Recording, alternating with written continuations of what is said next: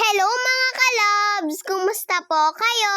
Kahapon po pala ay pumunta kami ng Gonzaga. Susunduin po kasi namin si Kuya. Sa January 3 na po kasi yung pasukan namin mga kalabs. Ngayon nga lang po nagkaroon ng day off si Papa. Baka po kasi ay hindi na rin masundo ni Papa si Kuya sa 2. Dahil pagod din po siya pagkagaling ng duty niya. At eto na nga, nakapagpara na nga din po kami ng van. Biyaheng Santa Ana po pala itong van na sinakyan namin. Pero dahil madadaanan naman po niya ang Gonzaga, kaya dito na lang po kami sumakay. Dalawa lang po pala kami ni Papa ang pupunta. Hindi na nga po sumama si Mama dahil uuwi naman po kami kinabukasan. At may nagtatrabaho pa po kasi sa amin. Kung sasama si Mama ay wala po kasing mag-aasikaso sa kanila. Ayan mga kalabs, bumaba na rin po pala kami ng van at naglalakad na rin po papunta sa bahay nila Mamang. Malapit lang naman po yung pinagbabaan namin dito po sa bahay nila. At nakarating na nga din po kami dito sa kanila mga kalabs. Sabi ko nga po kay Papa ay lolokohin ko po si Mamang. Kunwari ay bibili nga po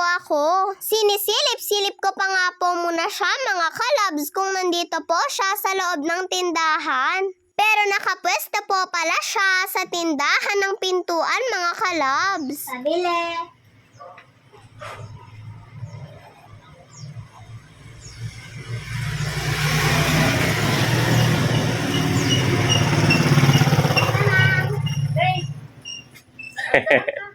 Bless.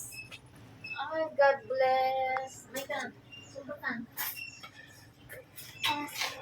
Akala nga po ni Mamang ay ibang bata ang bumibili at nakapasok na rin po pala kami mga kalabs. Nagyakapan nga din po kami ni Mamang ng mahigpit. Namimiss ko rin po kasi si Mamang. At pumasok na nga din po kami sa loob para mag-bless din po kay Lolo Danny. Jingle bells, jingle all the way. Paskaya po. Yung kinakanta mo. Hindi ka mo alam, jingle bells.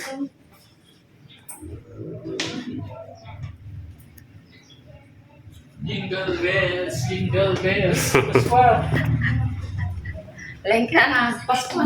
Kinagabihan po pala mga kalabs ay pumunta po kami sa bahay po nila Lola. Naglakad nga lang po kaming tatlo nila Papa. Dahil malapit lang din naman po ito mga kalabs. Dumaan nga po muna kami dito kay Lolo dahil nagmano po kami ni Kuya. Nadaanan po kasi namin sila bago po sa bahay nila Lola. At nag-bless nga din po kami sa isa pa po naming lolo. Mga kapatid po pala sila ng daddy ni Papa. At pagkatapos ay dumiretso na rin po kami sa bahay nila Lola. Palingon-lingon pa po kami, baka po kasi ay may tao sa ibang bahay. At para makapagmano din po kami. Bukas naman po yung pinto ng bahay nila Lola kaya pumasok na po kami nila Papa. Nag-bless at nag-hug po pala ako kay tita.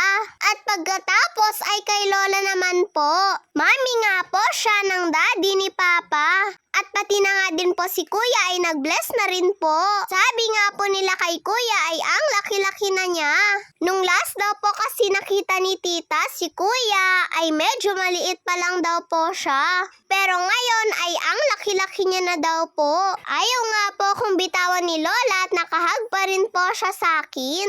Niyakap at hinalikan niya nga po ako ulit mga kalabs. Ang lambing po talaga ni Lola mga kalabs. At binibidyohan pa nga po kami ni Papa. Akala ko nga po ay nagpipicture siya kaya wala naman po kaming kibo. Si Papa po talaga oh. Binigyan din po pala ako ni Tita ng regalo ko mga kalabs. Napakagandang bag nga po ang binigay niya sa akin. At hindi ko na nga din po sasabihin kung magkano po ito.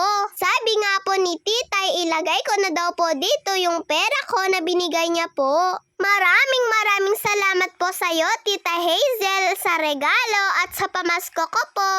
Shout out po sa iyo, Tita Hazel. Nagustuhan ko po talaga itong bag. Pwede ko na rin po siguro itong gamitin sa school na paglagyan po ng pera ko. Kaya lang masyado naman po itong malaki mga kalabs. Kaya gagamitin ko na lang po ito kapag may pupuntahan po kami nila mama at papa. Nagluto din po pala sila tita at lola ng ulam.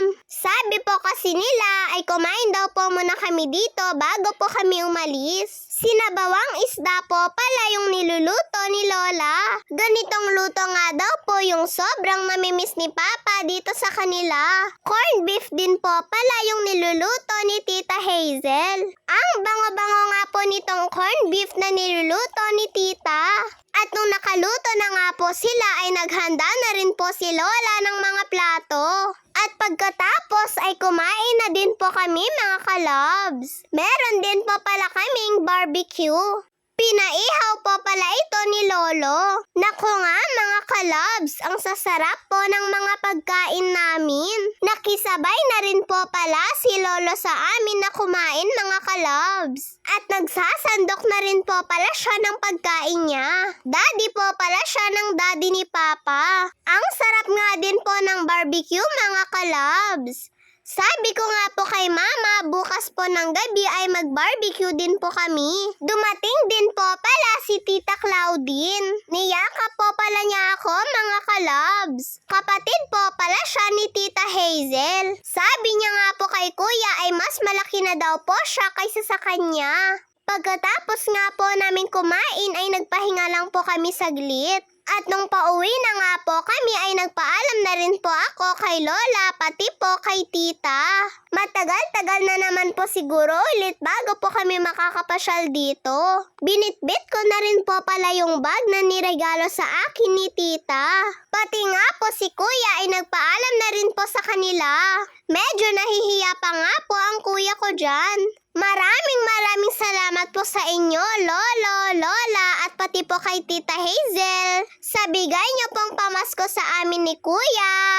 At sa masasarap po na pagkain. Nung nakapagpaalam na nga po kami mga kalabs ay lumabas na rin po kami. Ihahatid daw po pala kami ni Lolo sa bahay po nila Mamang. At pasakay na nga din po pala kami mga kalabs. At ganun na nga lang po ay nakarating na rin po kami sa bahay dito nila Mamang. Maraming salamat din po sa iyo Lolo sa paghatid po sa amin. Pinagbuksan na nga din po kami ni Mamang ng gate at pumasok na nga din po kami. Kinabukasan po pala mga kalabs ay pupunta naman po kami ni Papa sa palengke. At bago nga po kami umalis ay nilalagyan po muna ako ni Mamang ng lotion sa kamay at sa mga paa ko po. Ganito nga po kaalaga si Mamang sa amin ni Kuya. At lalong-lalo na nga po pagdating po sa balat at sa mga kuko namin. Gusto po kasi ni Mamang na maiiksi at malilinis po yung kuko namin. At eto nga po yung namimiss ko kay Mamang kapag po nandito kami mga kalabs. Ang sarap-sarap nga po sa pakiramdam yung paglolotion sa akin ni Mamang. Nandito din po pala si Tito Alden. Shout out po sa'yo Tito Alden. Merry Christmas po sa'yo at Happy New Year. Hanggang talampakan nga po ay nilolosyonan ni Mamang. At pagkatapos nga po ko losyonan ni Mamang ay umalis na rin po kami ni Papa. Dumaan nga po muna kami dito sa butika. Bibili po kasi kami ng bonamin ko. Alam nyo na po, mahihiluhin po ako sa biyahe. Lalo na kapag van po yung sinakyan namin. Pagkabili nga po namin ay dumiretso na rin po kami ni Papa sa palengke. Maulan-ulan nga po ngayon mga kalabs. Kaya nagbaon po kami ni Papa ng payong. Natalsikan nga po ko ng putik mga kalabs kaya pinupunasan ko po ng tissue. Lumapit nga po sa amin itong dalawang bata at nangaroling nga po sila. At binigyan ko nga po sila ng konting halaga. Pagkatapos ay dumiretso na rin po kami ni Papa dito po sa palengke. Nagpapabili po kasi si Mama ng bagoong at patis dito. Gustong-gusto po kasi ni Mama yung bagoong at patis dito mga kalabs. Konti nga lang pong nagtitinda sa mga oras na to. At dahil wala naman pong nagtitinda sa labas, ay dito na lang po kami ni Papa sa loob. Kaya lang mga kalabs, ay nagulat nga po si Papa dahil sobrang mahal na daw po ng bagoong at patis nila dito. Yung bagoong nga daw po nila ay 100 na daw po yung isa. At yung patis naman po ay 120 na daw po. Dati po kasi ay nabibili lang po ito nila Mama at Papa ng 50 isa. Kaya konti na lang po ang binili namin ni Papa. Bumili na rin po pala kami ng kiat-kiat. Pagka-uwi nga po namin ay nag-tricycle lang po kami ni Papa. Umaambon pa rin po kasi. At nung nakauwi na nga po kami ay inabot ko na rin po kay Mama yung kiat-kiat na para sa kanya. Binilhan na nga din po namin siya ng kiat-kiat. Dahil alam po namin ni Papa na gusto niya din po ito. At eto na nga po mga kalabs, nakapag-ayos na nga din po kami ng mga gamit namin dahil uuwi na po kami. Parang bigla nga po kaming nalungkot nila Papa. Kasi kakarating lang po namin tapos uuwi po kami kaagad. Parang bigla ko po tuloy mamimiss si Mamang. Medyo nalungkot nga din po ako sa mga oras na to mga kalabs. At nung okay na nga po ang lahat ay nagpaalam na rin po kami kay Mamang at pati na rin po kay Lolo Danny. Nakapwesto na rin po pala kami ng maayos dito po sa van. At halos buong biyahe nga po namin ay nakatulog po ako mga kalabs. Buti na lang po talaga at katabi ko po si Papa. Dahil nandyan po siya na masasandalan ko. At pagkatapos nga po ng ilang oras ay nakarating na rin po kami dito sa amin. Tinawagan na nga po ni Papa si Mama para mag-abang po sa amin. Marami din po kasi kaming bitbit mga kalabs. O di po ba, halos mga damit lang po namin ang dinala namin nung nagpunta po kami ng Gonzaga. Pero ngayong pag-uwi namin ay marami na po kaming bitbit. Pinabuhat na nga po ulit ni Papa yung bigas na binigay po nila Mamang at Lolo Danny. Maraming salamat po sa inyo, Mamang at Lolo Danny. Lagi po kayong mag-iingat dyan. At Happy New Year po sa ating lahat. Bye-bye po mga kalabs!